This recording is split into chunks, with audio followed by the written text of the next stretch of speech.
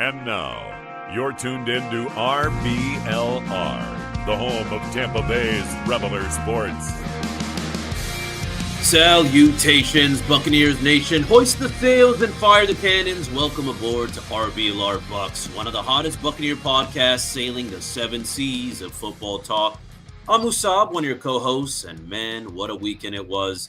The Tampa Bay Buccaneers handled business against the San Francisco 49ers. Yeah, those Niners, and they did it in a convincing fashion as well. You know, from the clutch plays to the pure grit, this was a kind of win that reminds us that, Tampa Bay football still hits different, even with all the adversity that we're dealing with. So a win like this, Steffi, got my heart rate, coming down a little bit. But the excitement is sky high. Now, the spotlight only gets brighter. The next up, we got a little bit of Monday Night Football action with the whole country watching. The Lions are going to be waiting. So, we're going to be talking if, the Bucs can keep that fire rolling under the lights and make another statement on prime time. But also, diving into this past game against the Niners. So, there's always some things that, need some tightening up. So buckle in. We keep it real, we keep it raw, and we keep it RBLR. You know what I'm saying? So, however you're tuning into this right now, we want to hear from you, YouTube, X, Instagram Live, Facebook Live, wherever you are. Drop your thoughts, your takes, your emotions. This is your platform too. And of course, big shout out to the rest of the RBLR crew holding it down across Tampa Bay, from our Rowdies, Rays, Lightning, and the Sun, and to our USF Bulls. We're repping every corner of the Bay. All right, but enough for me. It's time to bring in the rest of the squad. So, first, he is the man who breaks down the tape like a defensive coordinator on game day. He sees every angle, every mismatch, every opportunity before anyone else does. Your co-host, the unstoppable, the unshakable, Mr. Zach Blaine. How are you? I am fantastic, man. Another great Musab intro just gets my blood pumping, brother. How are you doing? I'm doing great. I feel like just, especially after this kind of win, you just see it everywhere, all the hype, all the talk. I think we're the leaders of the NFC. What we saw this weekend was absolutely nuts. We're about to get into it. So, nothing but happy. It's just, it's a great time to be a Buccaneers fan. It really is.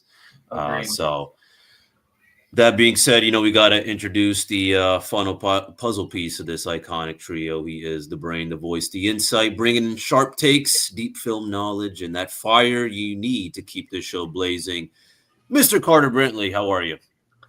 I'm good, Mr. Treek. How are you? So far, so good. As I just mentioned with Zach, it's what a time to be alive. Yeah, indeed. What a time to be following the Bucs, huh? Just another great week. We've only had one disappointment, and even that wasn't really much of a disappointment because it was against the defending Super Bowl champs. So can't really pin that too much. But man, another Bucs win, 30-19 this time. Really, really solid across the board. There wasn't really much to complain about. The special teams play. We can beat that dead horse another time. They won, so we'll try to remain positive this week, because man, there's a lot to be positive about, to be quite honest. And I want to start with an area that maybe obviously we'll get to the obvious stuff later because the offense was phenomenal. Baker was phenomenal. Jamel Dean had a pretty good game. He had the pick. That was awesome. But the pass rush, wow, they did a great job. They did a really, really phenomenal job of getting after Mac Jones, making him uncomfortable because, Mac Jones, not Lamar Jackson out there. He's very more of a statue than he's a little bit mobile than people give him credit for, but still they did a wonderful job of making him uncomfortable, leading to those two interceptions, especially the one with Jamel Dean. And Zach, I'll throw this question at you first. Do you think that this pass rush performance is sustainable? Do you think it'd be something to build upon, or do you think maybe it was just kind of an aberration because the 49ers offensive line kind of struggles a little bit? What are your thoughts? That's a rough one because we've had flashes of good pass rush. I think the pass rush is sustainable. I don't know if the sack number is sustainable because we've been able to force pressures, but we've not been able to get to the quarterback. So I don't know. I struggle to. I guess I'm kind of pessimistic when it comes to that. I struggle to go. Yep, we are that team. This is us. I'm telling you, we can make this happen because we've not been able to see it. We've not seen it in 2 years now. So I'm not very optimistic that it happens again. But I think that it shows you that we have the potential to be able to be that team. Yeah, and I think the encouraging part is that even if I do agree with you, like the sack numbers, not sustainable. That's not going to happen too often, absolutely. But I do think it's encouraging at least to get something on the board. Like kind of watch the ball go in the basket, sort of thing. Agreed. So it's really nice to see, and like you said, maybe it's sort of a building block towards at least having a solid pass rush, because man, that could really cover up for cornerback injuries or missed coverages, whatnot, all that stuff. Like Musab always says, like if you're not getting after the quarterback, then your cornerbacks better be covering. And for the Bucs, it's been neither for quite some time now. Yeah. So to see the pass rush get after it, and then the cornerback play sort of flourish because of it. I mean, this is a really, really good game for the defense, and I was really pleasantly surprised because I think I was expecting the Bucs to win, but I definitely expected them to struggle a little bit, because Kyle Shanahan is, in my mind, one of the best offensive play callers in football. And so even with Mac Jones, I still thought that the 49ers would pose problems, but obviously the defense didn't agree, and it was great to see. But Mr. Treek, what are your thoughts on the Bucs pass rush? You think they can keep this good vibes going? I think so. I think like Zach said, I think there's definitely potential. Of course, I think we can all agree. I don't know, how many sacks they're going to be racking up in the future, especially a game like, against the Lions. But for what it's worth, we saw a great, defensive performance from our D line and our DBs. So I think it's, definitely a step forward, of course. And it's definitely nice to see that, we have the capability, but we got to see. I need to see a little bit more consistency, because, we have already been saying we see only flashes of it. It's not something I'm coming in every game saying, oh yeah, our pass rushers, they're going to be coming in hot. Yeah, it's definitely something it's nice to see, but like you said, it'd be nice to see it sustained, because like Zach was saying, they've been able to get pressures for the most part. Like they've been decent at that. They rank in the middle of the pack, or slightly above average in that regard. But it's the production. It's actually getting to the quarterback and finishing the job, which that's not always something that's super repeatable or necessarily on the pass rush. But at the same time, you got to finish the job, especially because the middle of the field is still an issue. I'm still a little bit concerned with the linebackers dropping back in coverage, because the 49ers were still able to do their thing in the middle of the field. You could see it. They were still able to produce. But that's something that we'll just have to keep an eye on. But shifting our focus to the offense, because my goodness, was it a day for Baker Mayfield. And we'll get to him, because I do want to get to him, because we've got some fun stuff to talk about with him. But I did want to focus on Tez Johnson, because I started him in 2 fantasy leagues this week, and he got a touchdown. So that was really fun. He did that little flip as the end zone celebration. Zach Blaine, I know you're a huge Tez Johnson fan. So I am. The floor is yours, man. It's awful to say I'm a Tez Johnson fan, because I'm also an Oregon State fan, so it hurts. It hurts my heart. Right. I do think he can sustain. I think that he could be one of the sleepers of this draft. I from everything that I've read with Tampa this year, is that Tez is going to be their deep threat. I don't think we expected Emeka to be able to get the separation he's gotten so far this year, which is awesome to see. I'm glad now we got 2 deep threats. But I think the difference between Emeka and Tez is that Emeka picked up the playbook really quick, and I think it's taken Tez a little bit longer to fully grasp the playbook. And I believe Todd Bowles even said something about that. Maybe not those exact words, probably made it a little more PR friendly. But it took Tez a little bit longer to get in the flow, and I think seeing that the Buccaneers have lost receivers now, and that Tez is now essentially a starting receiver. He's kind of I fully expect him to keep it going. I know his production's going to slow down once Evans and Godwin get back, but I think we're going to see a lot of him. I think he bumps his way up to wide receiver 4, 4A, 4B with him and Shep going towards the end of the season, because I do think that he's gonna have some more explosive plays. Yeah, and it's crazy to think that even if Mike Evans retires next season, which obviously, knock on wood, not hoping it happens. I don't ever want him to retire, but of course. But if he does, they still have potentially 4 really good wide receivers. I mean, you're spot on. Like, God forbid, worst case scenario, Godwin doesn't play again. He's going to. I'm not saying he's not going to. Of course. But Godwin could be out for the season and Mike Evans could retire. And I'd be like, you know what? I miss him, but I'm not as worried as I thought I would be. Like, yeah, that our wide receiver room is that deep. And I know we talked about it in the offseason and we were like, yeah, it's probably one of the best in the league. Well, it's being shown right now. Like, we're putting up 30 points with 3, 4, 5 receivers. And not even 4, 5, 6 receivers because Ibuka was out. So I'm just like, really, it's 5, 6, 7 because J-Mac is out too. Well, okay, yes.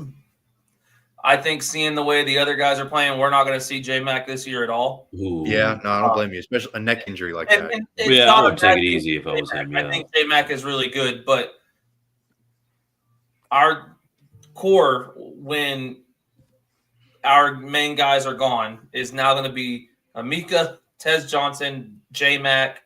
Like, that 3 there, I think in 3 years could be the best trio in the league. So I'm very excited, and I think Tez is just going to continue to build, and build. Yeah, especially if he can adopt. I think the main concern for me, and it still is a slight concern, is just his size. If he can adopt that Tyler Lockett philosophy, though, of just like catch, get down, like that's going to save him. That's going to potentially carve out a nice little career for himself. So, I'm hopeful that Tez can keep it up as well. But Mr. Tariq, what are your thoughts on the Tez Johnson effect, experience, whatever you want to call it? What are your thoughts on his play?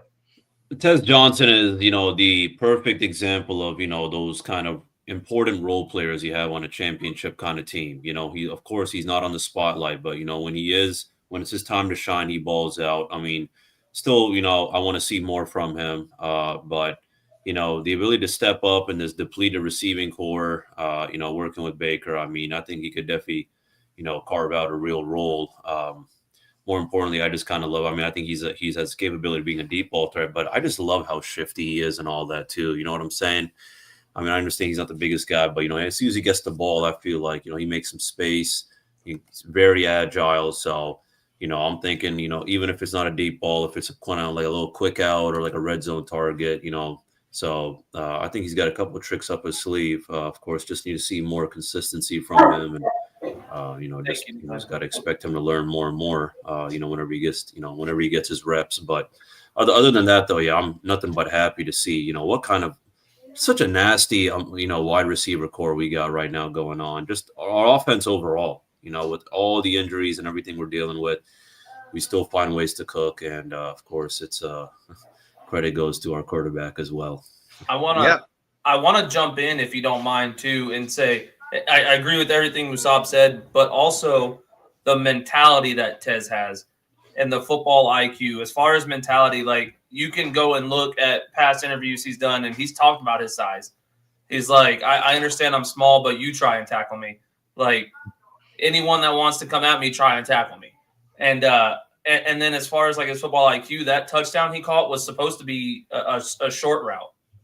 And he saw that he beat the cover, or that the way the coverage was up, the safety had shrunk down, and he changed the route as a rookie, and not only a rookie, but a rookie 7th round pick. Like, that's ball knowledge. And to me, that's a huge part of being a good football player, is not necessarily if you're the biggest, but up here. And I think that that's awesome that he's already able to see that stuff and digest it and make it happen.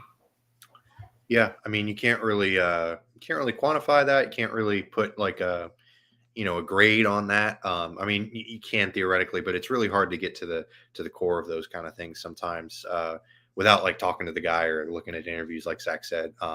It was just such an impressive play for him, and the catch itself was also really phenomenal. It was insane. Yeah, so we're talking all about the route and all about the change, which is all phenomenal. But then like catch itself was like, oh shoot, like he hauled that in. Yeah. But of course, none of this happens without the MVP of the league so far, Baker Mayfield. My goodness, that 2-play sequence right there. There's the 3rd and 14, and he's hemmed in. It's the typical Baker thing. We've seen it a million times this year, it feels like, where it's like, oh, crap, he's going down on a sack. And then it's like, oh, wait, he escaped. Where is he going? And then he just manages to scramble around, run around, make a guy miss, break a tackle, and then dive across the first down line. And it's 1st and 10. And then literally the next play, it's a touchdown to Tez Johnson. And he also – again, didn't throw an interception. He has 1 so far this year, I believe, right? 1. Like I said this at the beginning of the year, if his turnovers just regressed a little bit, then he would have a great season. His turnovers have gone completely down. And now, of course, he's having an MVP caliber season. So, Musab, what are your thoughts on Baker Mayfield? I know we talked about him as an MVP candidate a few weeks ago, but we need to revisit this. Like, because now I think it's kind of him and Josh Allen, but I think he's overtaken Josh Allen. What are your thoughts on that? I think so too. It's really more than anything the impact. I mean, what he's doing right now with, the guys that we have. We got, banged up guys on the offensive line, wide receivers core is banged up. And, he still find ways, to make it happen. And on top of that, I mean, it's also, the leadership he brings to the table. You know what I'm saying? So it's not always just, having the greatest stats in the league every single year. I mean, it's genuinely, having, kind of such a strong influence on this team to the point that, with all of our, or a lot of our stars missing or our starters missing, he still gets the job done. So, yeah. Yeah, you really can't say enough. And I know this is going to maybe offend Zach's sensibilities here, but estimated points added, it's providing context to yardage so that that I know, but I'm kidding. I'm totally kidding. That 3rd and 14 play though, where he runs for a first down is the perfect example of him because he has the most rushing estimated points added in football among quarterbacks this season. And that play was like the perfect encapsulation of how that's come to be, because Baker Mayfield, like, he's shifty and he's, deceptively kind of a good runner, but like he's still not Lamar Jackson. And yet he leads that category because of stuff like that, where his runs are not just good, they're also impactful. Like they're setting the team up for a Tez Johnson touchdown. And so it's just really been impressive to see him go to work, and he's doing it in clutch moments. So Zach, president of Baker Mayfield Fan Club, I think he's the MVP so far. Feel free to disagree or completely agree, whatever. What are your thoughts? I fully agree with you. I don't think after the Falcons game that we're talking Baker versus Josh anymore. I think that Patrick Mahomes took a step up this week against the Lions. As much as I don't want to admit it. I hate it. Did Mahomes take a step up, or did the refs take a step up? Well, obviously it's the refs, but no, I do feel you. I think that it's a 3-horse race right now between Baker, Patrick Mahomes, and Daniel Jones. Yeah. Look, I never, ever, ever thought I would say that in my entire life. Right. It's crazy. Daniel Jones is balling out. Yeah, he's cooking. I think a lot of people I think he's kind of under the radar for a lot of people, but if you watch the Colts play, he is a big reason why the Colts are successful this year. And no one expected that. So I think there's a little bit of a shock factor there, whereas Baker's kind of been building the last 3 years. Right. So the shock factor kind of worries me with Daniel Jones and getting votes ahead of Baker. And then Patrick Mahomes, it's Kansas City, like Taylor Swift and whoever else, But I do think that this is the first season that we're seeing Baker talked about nationally. I think we've heard, Baker's actually playing good, and in Tampa, obviously, since he's been here, we're like, oh, Baker's the guy. Baker's a stud. But this is the first year where I can turn on ESPN or I can turn on Fox Sports and see Baker MVP, I think this is the first year we're actually seeing that. So it gives me hope that Baker has got, in my opinion, he's leading because I'm the president of the Baker fan club, and I admit to that. Right. But I think this is the first year we're seeing him nationally. Like, this guy could very easily win MVP. Yeah, no, absolutely. And I will push back on the Daniel Jones stuff only because he's been playing great. I don't know if that's sustainable. And I think the drop off is going to come for Daniel Jones. I don't think that's the case for Baker. I think Baker's sustainable. Agreed. Right. I think Baker's more likely to sustain this level of success, whereas Daniel Jones, we're all kind of expecting the wheels to come off a little bit. So, we'll see. But Baker Mayfield, player of the game. I think it's pretty easy to say he was the best player this past week. Although Jamel Dean, will show him some love. He played really well too. I think he had a really high PFF grade this past week. I know PFF grades have been the topic du jour on football Twitter this past week, but it's all good. But Musab, anyone else that you wanted to shout out for player of the game other than Baker and Jamel? No. Yeah, I mean, I gotta go Baker. Nice seeing, Jamel solidify his role. For sure. It just, it's Baker. Yeah. It's got to be Baker. I mean, you can't even as a non-Buccaneers fan, I don't understand how you can hate on this guy. I mean, he's also so exciting. You know what I'm saying? He is not afraid to take a hit. So he's exciting. He's good. He is working with, just a lot of missing pieces. Right. Still gets the job done. So what a time to be a Buccaneers fan. Indeed. Zach, you got any other thoughts on player of the game? Or? No, I think Jamel Dean is a clear second here. I would like to shout out Kendall Vilder. Yeah. He played phenomenal. It was fun to watch him play football. Would not have expected that coming into this game. I was worried that he was going to kind of, for lack of a better term, suck. He played really well. He got an interception. Dean played really, really well. He was not in the top 5 PFF scores for Tampa this week. Baker was 3. Yeah, understandably. Yeah, and I think that had Baker not had that escape out of the 14-yard run, and I think it would have been a little bit closer. But Baker is a clear number 1 this week. Yeah. Well, anyways, I'm glad we're all in agreement. Baker for MVP. And if you're looking for an MVP to upgrade your wardrobe, a Baker Mayfield type upgrade to your wardrobe, then head to shop.rblrsports.com. We've got some phenomenal gear there. Everything Tampa Bay sports related, you're going to find it there. So definitely head there if you're looking for a little bit of, it's October. It's almost Halloween. I think the Bucs sort of have a Halloween theme in their color scheme. So, that it was a little rhyme there. But we'll give you a promo code Cannon, CANNONS. Type that in, 10% off your entire order. We'd really appreciate it. So we're moving on to the second half of our episode, and we got the Lions coming up this week. This is going to be a tough one. Lions offense, my goodness, it's one of the best in football. I know the Bucs are up there too. The Lions and Bucs, 2 of the most high-powered offenses in the league right now. Really, really impressive. But they also have a pretty solid defense too. 4th in EPA per play and success rate on offense, and they're 1st in EPA per pass on offense too. So that's tough. And they have the 3rd lowest EPA per play allowed on defense. They're just really, really good on both sides of the ball. 4th highest sack percentage. Aiden Hutchinson need you say more. But the good news is the Lions are nearly 4 times as effective against man coverage versus when they're playing against zone coverage. The Bucs run zone 60% of the time.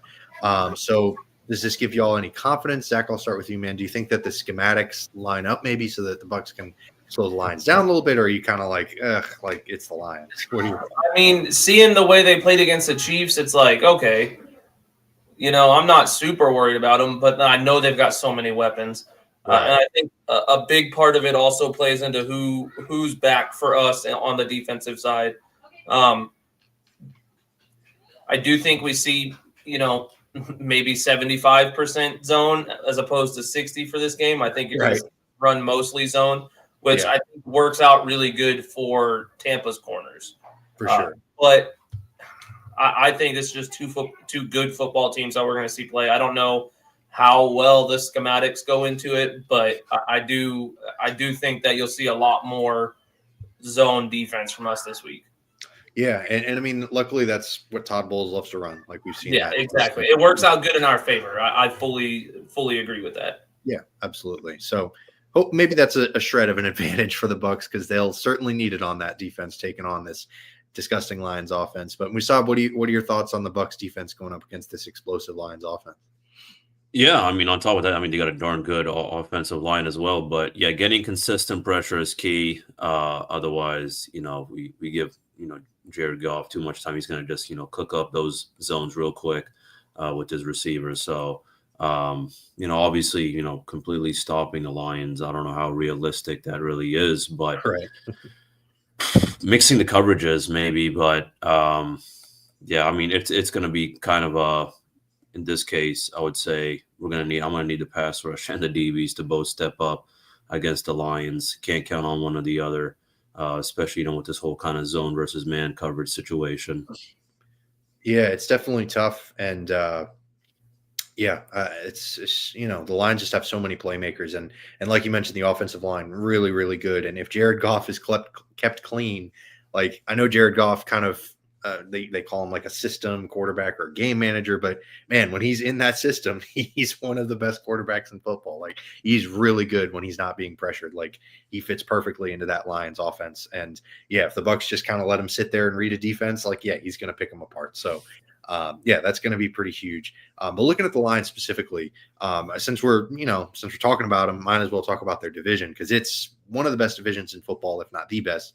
The NFC North, it's them, the Packers, the Bears, and the Vikings. Like all four of those teams are pretty solid. Obviously, the Lions and the Packers, probably the two favorites. Musab, what are your thoughts on the Lions? Do you think they take this division, or do you think that the Packers are kind of the favorites? What are your thoughts on the NFC North in general? I think they have a legitimate shot. It just comes down, who ends up just, with the better record. I think it's going to be neck and neck, honestly. I like what I've seen from the Packers, especially this season so far.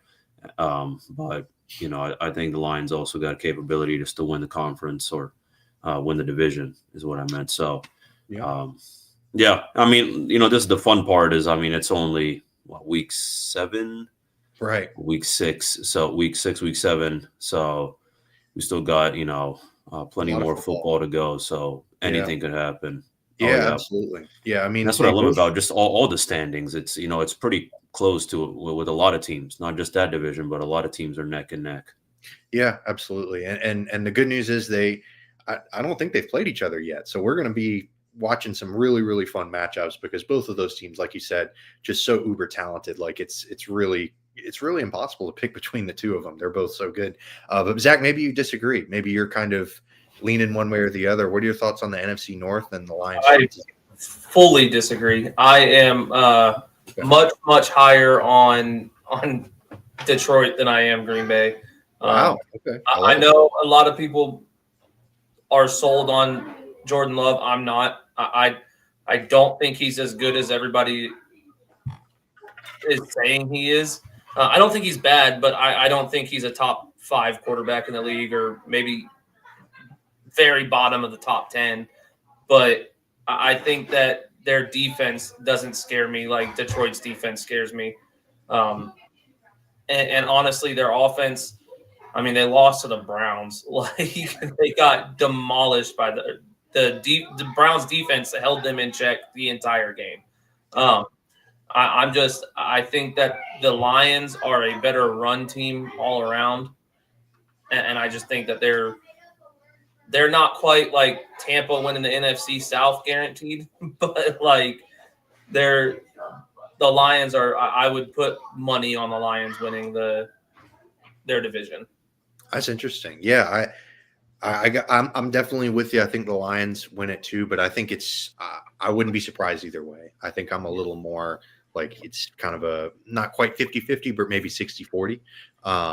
And yeah, it's going to be really fun to watch regardless because both of those teams are pretty good. The Lions might be a little better. They seem to have more of a cohesion. I like Dan Campbell a lot. Like they seem to have they seem to have that coordinator factory. Is just they're constantly pumping good coaches into those coordinator positions. It's a lot like Tampa's offensive coordinator situation. Yeah, absolutely. It's really impressive to see Dan Campbell or the front office, whoever's making those decisions, clearly knows what the heck they're doing. Because Aaron Glenn and Ben Johnson were both like highly sought after head coaches, and rightfully so. They did a great job in Detroit, and they have not missed a beat. They have kept in lockstep, and it's been really impressive to watch Detroit just they're just a machine at this point. Which For is a really second, cool. I thought you were saying that Aaron Glenn and Ben Johnson. Oh, no. I was like, listen, brother, have you watched the Jets play football? Yeah, no, the Jets are not an actual football team. They are. Yeah, they're a figment of our imagination. But no, the Lions, however, are very much a real football team. And Agreed. They've got some real good players, obviously. They've got some absolutely dynamite players on both sides of the ball. So here, I'd love to hear y'all's players to watch. I'll get it started with Sam Laporta. He's I don't want to say he's under the radar because he's one of the best tight ends in football. But I think people think, Amon-Ra St. Brown and Williams and Jahmyr Gibbs and, Penei Sewell, because Penei Sewell also one of the best at his position too. But Laporta is one of the league leaders in target shares among tight ends, second on the lines only to Amon-Ra St. Brown. But he's a really big target for Jared Goff, and rightfully so. He is outstanding, really dynamic. So who are some other players to watch? Musab, I'll start with you, man. Who on the Lions is kind of making you raise your eyebrow a little bit, so to speak? Ooh, I probably just got to go with the running back duo with Jahmyr Gibbs and David Montgomery. Yeah, just the fact that they kind of have a little yin and yang action going on. I mean, it's kind of just, unfortunately, I don't think that that's something that we would we have. So right, watching the run game. I mean, they already have a real good offensive line. So if Goff's not able to kind of cook it up, with the pass game. I think, they're definitely going to, try the run game out too. And I mean, it could work out real well. I mean, we've seen it happen against us in the past. So, the fact that, they have two little iconic duo, I'm going to be watching out for that as well. Yeah, I'm really interested in that matchup, especially because the Bucs defense has been pretty good against the run this year, but I don't know that we can say that. Obviously they played the Eagles and whatnot, but Saquon and the Eagles run offense has been a little bit worse than they were last year, while the Lions run offense, they're just a well-oiled machine. They're just still doing their thing. So it'll be interesting to see kind of two strengths going up against each other.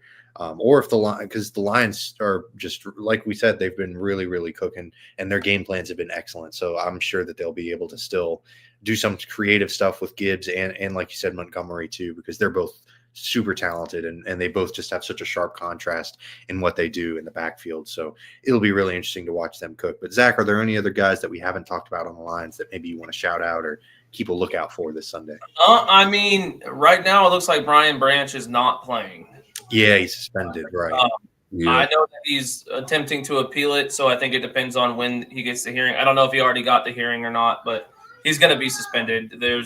But he might get, if the appeal hearing isn't until after the game, then he can still technically play. It's sketchy stuff, but I think just seeing their defensive backs in general against us, because we are down receivers, but I know that we've still got talent at the receiver position. And I believe they're down Terrion Arnold, DJ Reed, and now Brian Branch. Yeah, it's real thin. Defensive backs. Yep. Yeah. And then on the offensive side, I think as much as Amon-Ra is a great receiver, not taking anything from him, I think the thing that works the best against Tampa is a speed receiver that can beat us deep, because we don't necessarily have that top-end speed with McCollum out. And I think Jameson Williams could have a big game. I know he had a big game against us last time we played, if I'm not mistaken. So I think that he's my guy to watch on offense for Detroit. Very good. Yeah. I love those shouts. Because that's the thing about the Lions. You talk about Gibbs, you talk about Montgomery, and you talk about Laporta and St. Brown, and Jamo's kind of the forgotten man, quote unquote, as like one of the fastest wide receivers in football. So it's really tough to keep up with. And we haven't even talked about Aiden Hutchinson either, despite the fact that obviously the secondary is just ravaged by injury, obviously. And they were kind of an awkward group coming into this season anyways. They had to go out and sign DJ Reed, and they had Arnold as well. But so it's going to be really interesting to see how those, like you said, the Bucs kind of backup wide receivers play against the Lions' backup corners and safeties. So, yeah, that's going to be a matchup to watch. But Aiden Hutchinson, man, tied for NFL lead with pressures and with 28. Just like we were kind of worried about him with the ACL and all that stuff and coming off the injury, or I think it was the ACL, right? Not an Achilles. I thought he broke his leg. Yeah, well, just a massive injury, like it was a devastating injury. Yeah, devastating lower body injury, and he has said, "Yeah, no, I'm still Aiden Hutchinson." And it's like, oh, okay. So yeah, he's still a monster, still one of the best pass rushers in the NFL. So yeah, those are kind of the guys to watch for the Lions. But we're nearing the end of our episode. Before we do, we got a couple of segments, and over under is the first one. We saw Tariq. You got us with the over unders this week. What you got? Yes, sir. All right. First over under. I want to go with our run game. So over under like 99.5 rushing yards, like team total. I think we scraped over a little over 100 last game, and I mean that was against the Niners. So, right. I mean, there's always I feel like there's always the possibility. I have to say I'm leaning under. Yeah. But I don't know. Maybe y'all are a little bit more optimistic. I will jump in. I'm also going under pretty heavy. Yeah. With the defensive backs being hurt the way they are, and I believe they're getting Aleem McNeil, their defensive tackle, back this game. I think their D line is very, very good. And I don't know that we're going to be able to get the push up front. Obviously, we've got Wirfs, but we still are working with a pretty injured offensive line. So I just don't see us getting 100 yards on this defensive line. Yeah, unfortunately, I'm complete downers across the board. I'm going. I know I'm going under 2. They're just like you said, they're depleted on the interior. And Liam McNeil coming back is huge for the Lions. They've also got Jack Campbell as their linebacker and Alex Anzalone. Those are 2 pretty solid guys as well. And not even necessarily from the negative perspective, but also from the positive perspective, Zach, like you said, their corners are out and the Bucs are throwing the ball real well right now. Like Baker Mayfield is cooking. So why not just let it rip, So it's a combination of A, I think they might struggle, and B, also I think the pass game is going to have a decided advantage. So it's a little bit of both of those contributing factors. So I'm going to go under as well. Okay. All right. I like it. Now the next one I'm going is I was deciding between receptions or just yards. I'm going to go just yards. Cade Otton over 45.5 receiving yards. I think I know what Zach's going to say, but I'm going to go over. I think I'm going to go over on this. Yeah, I know Jack Campbell's a great linebacker. So I just shouted out the 2 linebackers that are really good. But I think with as many guys being out as they are, Cade Otton showed that when guys went down last year, he was able to step up a little bit. Even for a few weeks. I know it wasn't an extended period of time, but I'm going to go over on this. I think it's not by much. I think he might get to like 50 or 60, but I'm going to go over on Cade Otton receiving yards. Yeah. All right, Zach. I'm hitting under. Really? Yeah. Wow, okay. I mean, what has he done this year? How many times has he gone over 45 this year? I think once. Yeah, I think he had like 40.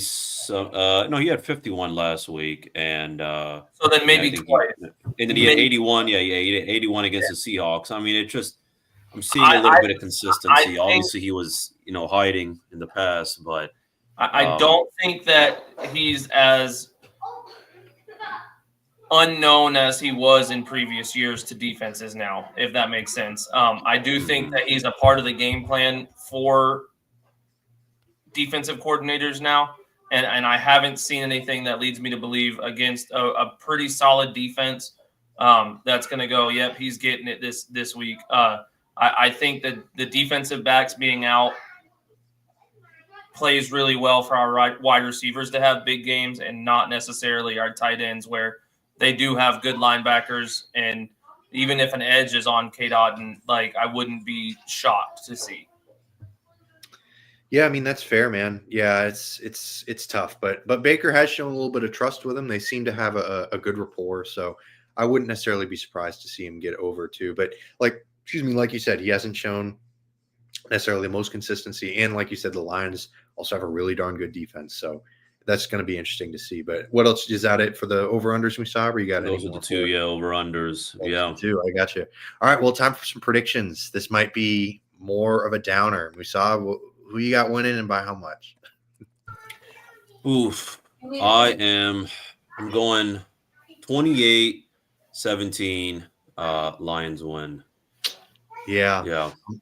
I'm afraid I'm going to. I think we'll see some flashes of good things, but this is going to be a tough one. Yeah, I'm going 23-14 Lions. I think the Lions pulled this one out, but this has nothing to do with the Bucs prospects moving forward. This is just a really good Lions team on the road. They're playing with a really just no wide receivers. They're still missing Gadecki. It's a tough matchup. Even if they were fully healthy, this would be a tough matchup, and they're not even close. So yeah, I'm gonna go. What did I say? 23-14? Is that what I said? Yeah, 23-14 Lions. Zach, how about you, man? Who you got winning by how much? I got 31-21 Lions. Man. Okay. I want to be wrong so bad, and I pray to God that we come back here next week and I'm like, oh, Tampa won by a last-minute touchdown again. But I just think there's too much to overcome against a team as good as the Lions. And I hate to admit it, but they are just a well-run organization. Like, coaching from top to bottom is so good, and they've got a majority of their weapons outside of their defensive backs. So I do think that we put up some points. I just don't think we're able to keep pace with them, unfortunately. Yeah, I mean, it's so hard to keep pace with them, even if the Bucs had all their corners healthy and Kalijah Cansey was healthy.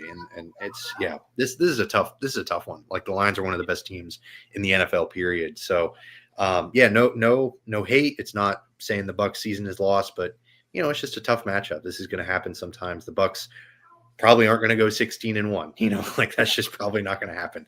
It'd be really good, though.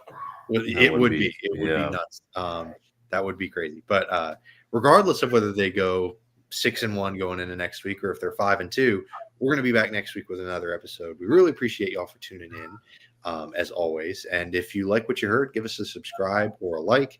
You can also follow us on socials at RBLR Bucs or at RBLR Sports. Really appreciate my two co-hosts for making my job incredibly easy. We'll see y'all next week. But as always, go Bucs. Go Bucs. Go Bucs.